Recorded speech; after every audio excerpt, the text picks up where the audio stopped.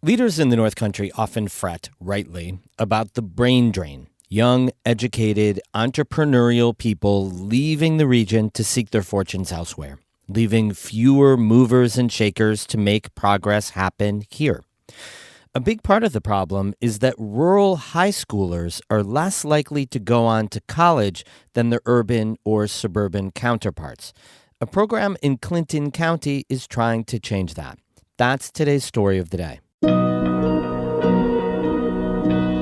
Support for Story of the Day comes from Pearsall Wealth Management at UBS Wealth Management USA, subsidiary UBS AG, member FINRA SIPC, 1 Broad Street, Glens Falls.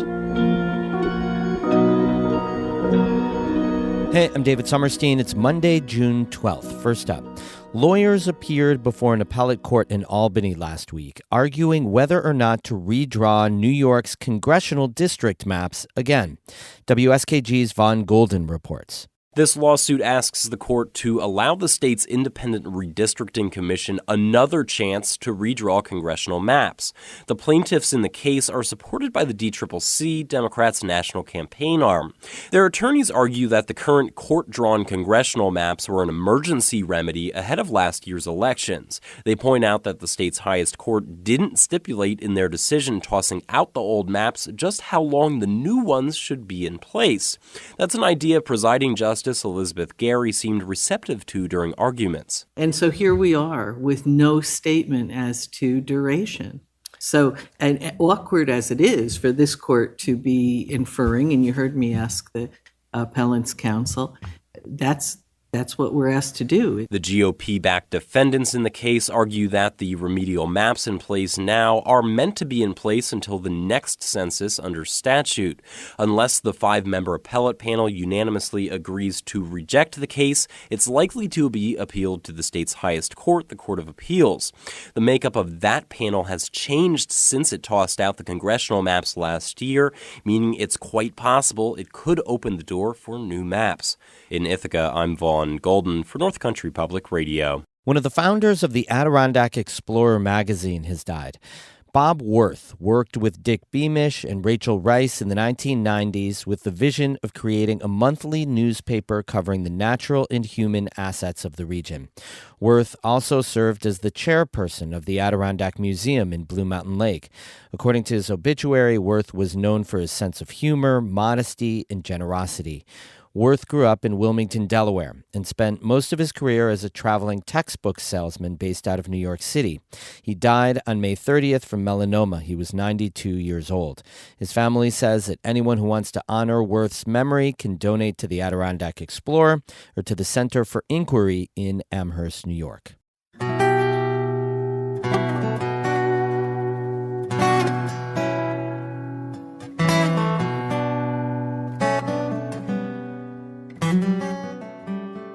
Rural students graduate high school at a higher rate than the national average, but they're much less likely to attend 2- or 4-year colleges or to pursue post-secondary education at all.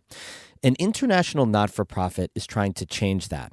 The program is in about 24 North Country high schools, including Northern Adirondack Junior-Senior in Ellenburg Depot. Amy Feiereisel has our story. For Nicole Connors, helping kids figure out what they want to do after high school is personal. I was a first-generation college student, and I think it's important to have these students to be able to have access to things that they might not have been able to experience otherwise. Things like trips to local colleges. When her school, Northern Adirondack, didn't have a formal college and career readiness program, Connors ran a college club. In years past, I've brought groups of 20 kids to Boston. We visited 2 colleges, and they got to experience what it was like to live in the city and just kind of see everything. But today, Connors doesn't have to do this all alone. Her school is partnering with a not-for-profit called CFES Brilliant Pathways. It has a straightforward mission: keep kids in school and get them set up for careers when they graduate. That looks like college trips and tours of local factories and walking through certification programs and trades. So it's just helping them see what are the opportunities, what are the future jobs out there, how does that apply to me? That's Northern Adirondack's principal, Mike Lockman. And it's not like, okay, every kid's going to college, because that's not realistic. What is realistic, he says, is that each student graduates with a plan and a pathway. That can be an associate's degree or going into the workforce. About half of the juniors and seniors at Northern Adirondack attend CV Tech, the local BOCES trade program.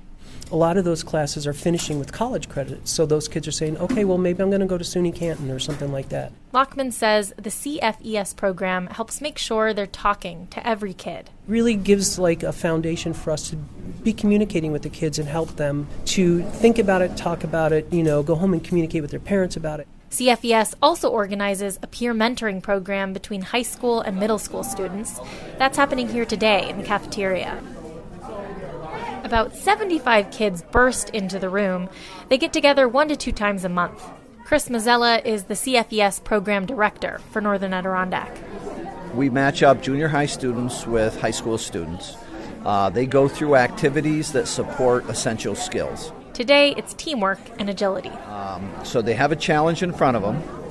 They are building a straw tower that will support a Dixie cup full of 15 pennies. Groups of kids are crouched around lunch tables, covered in plastic straws and tape. They have just 15 minutes to build their structures. At one table, 4 kids are taping straws to a paper platform. Tristan Craig and Caleb Gray are both 15, and they're mentors. Kind of just drew a picture, and then went for it. Just sent it. Piece of paper with a lot of straws. A lot of straws and tape. One of their mentees, 8th grade Gia Taylor, chimes in. It looks like a spider, a very flat white spider. And how often do you do this? It's like every Thursday, I think. It's once every month. That's the other mentee, Catherine Hart. On a Thursday. Yeah, that. Do you two know each other pretty well? Yeah, we're like best friends. This is basically what's happening across the room. A lot of joking and silliness and frankly precarious-looking straw towers. Oh my God. But this is kind of the point, says Nicole Connors, the teacher liaison. For a lot of these students, school can be negative. They struggle socially or academically. We see kids in there smiling today and laughing that might not necessarily do that very often. This is just fun. She also says students that wouldn't normally interact are forming relationships.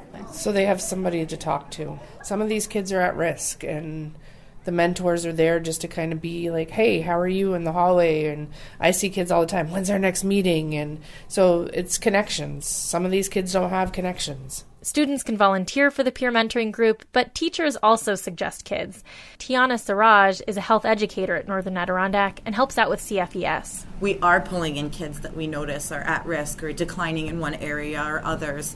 We'll, even just the other day, I put out sort of a line about a student that I was seeing some troubling things with, and he was there today at the activity. Siraj says part of college and career readiness is engaging kids in high school before they go to college, building their confidence. She says that's especially important now, after the last few years of coronavirus turmoil. COVID sort of put a big question mark over a lot of things, like how do I act, how do I be, who am I, like they are afraid they're going to get something wrong, whatever that is. Chris Mazzella, the CFES program director, says they don't care which path students take. They just want them to have a path. Amy Feiereisel, North Country Public Radio, Ellenburg Depot. And hey, big shout out to Amy Feiereisel. Welcome back. Amy was on a little break and now is back as NCPR's brand new community engagement reporter. So you're going to be hearing a lot more from Amy Feiereisel. Great to have you back. We have more news all the time on our website, ncpr.org. Music today by Caitlin Scholl of Lake Placid and Hank Soto of Stony Creek, which is near Warrensburg. I had to look it up. I'm David Sommerstein, North Country Public Radio.